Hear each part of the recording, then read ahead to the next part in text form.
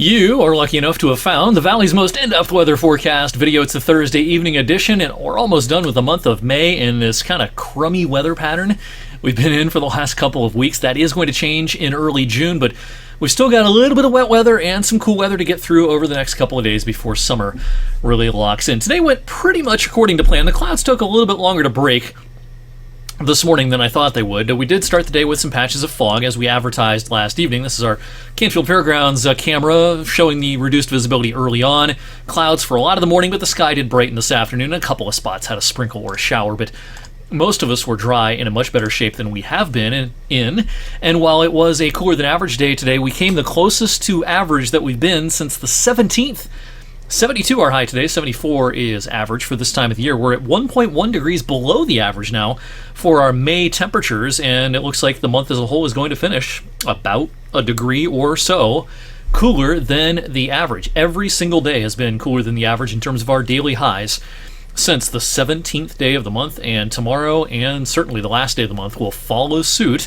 We'll be in the 60s tomorrow and mostly in the 50s to around 60 for that last day of the month on Saturday. So the sprinkle and shower activity that we had in just a couple of spots earlier has faded away. We'll be left with a partly cloudy sky on balance tonight. All right, let's talk about our Friday and weekend forecast. It's late May, and you know my spiel whenever we get into this time of the year.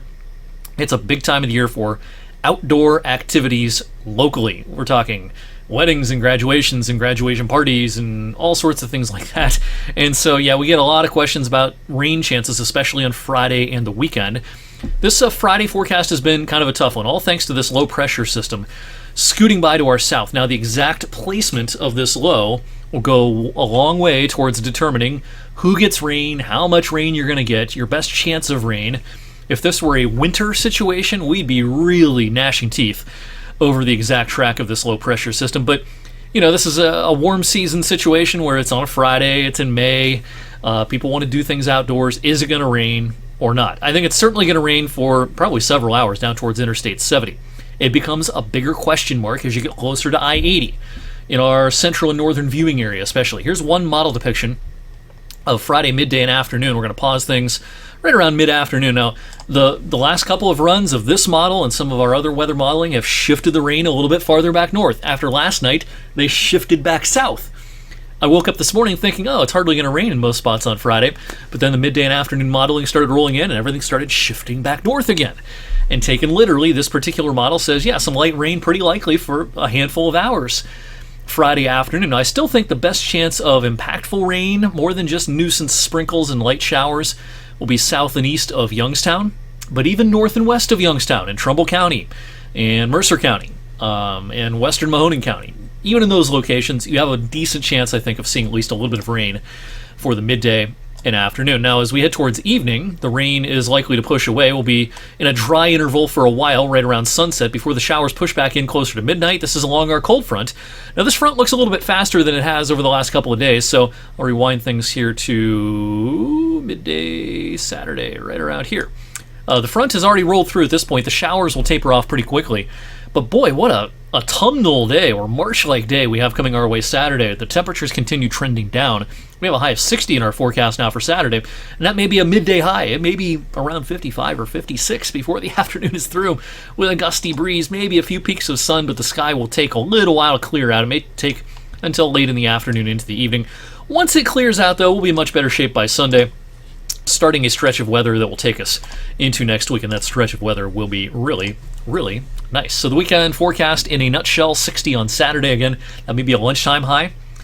Sunday still about 10 degrees cooler than the average for the first day of June, but 65, mostly sunny. That's still a pretty decent day for graduation parties and anything else you may have planned for the outdoors. Speaking of Sunday, the Youngstown Marathon in recent years has been a fall event. This year they are doing the half marathon race on June the 1st and, you know, titling it something different, branding it a little bit something different. The course has changed.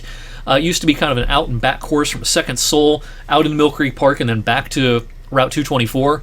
Now it starts at Second Soul and it's a point-to-point race. It's going to finish at Penguin City Brewing in downtown Youngstown. It's a little bit of a different thing this year at a different time of the year. Weather will be ideal for runners.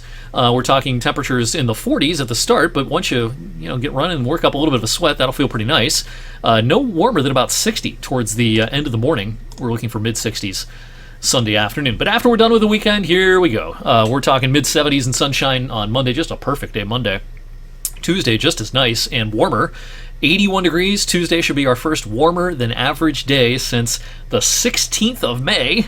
And that should start a stretch of at least 4 or 5 or 6 days where we're going to be at or above the average.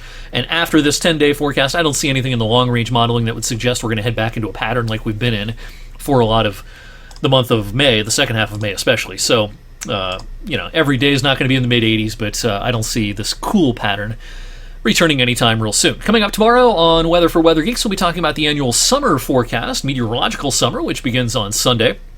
Just a review of where we've been temperature-wise in recent summers. Now, in 2023, we actually had a somewhat cooler than average summer. It was our coolest summer since 2015. We bounced back to 1.2 degrees above the average last summer. And I kind of suspect this summer will kind of be in the same vein as last summer. Warmer than the average, but maybe not by a huge margin. We're going to talk about that.